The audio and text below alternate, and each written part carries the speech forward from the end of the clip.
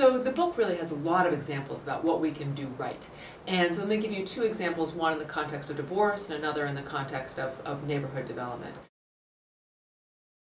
One of my favorite is called collaborative law. And in this, the parents agree, as they're getting divorced, that what they want to do is help restructure the relationship in a positive way, and that they are not going to go to court and try and tear each other down. Instead, they are committed to try and negotiate the settlement without litigation.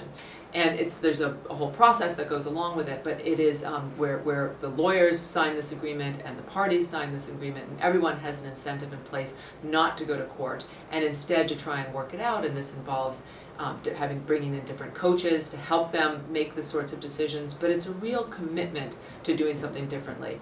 Now we could say this is helpful for families who have money and can afford lawyers, but there are other things that are less expensive. So for example, there's this wonderful website called uptoparents.org, which was started by a lawyer in Indiana, and it's just a simple interactive website that helps them focus on what's important as they're restructuring their family relationship. And so much of that it's about just keeping the idea of the child always in the forefront.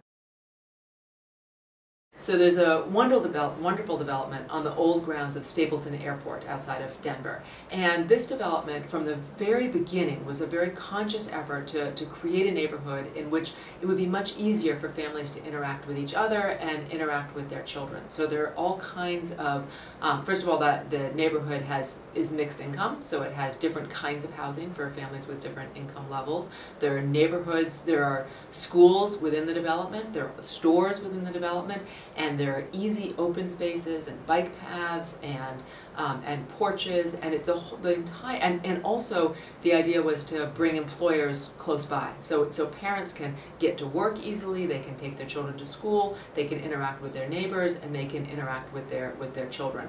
But this doesn't just happen. This program took a lot of support from the state, or the city. So Denver issued bonds and helped the developer in a number of different ways really realize their vision for this. So this was an important public-private partnership, but that had at its core a focus on families.